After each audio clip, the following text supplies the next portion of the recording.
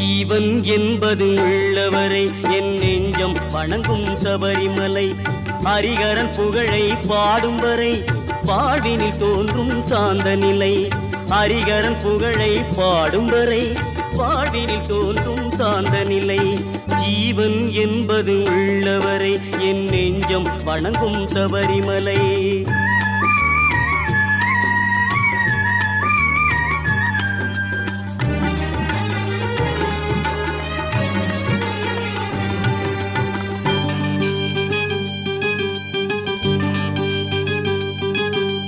கார்த்திகை தோறும் மாலை அணிந்து 40 நாளும் நோன்பும் இருந்து நாவில் ஐயன் நாமம் பொழிந்து நடந்தே சென்று கோவில் அடைந்து இருமுடி சேர்த்தேன் அவனிடத்தில்.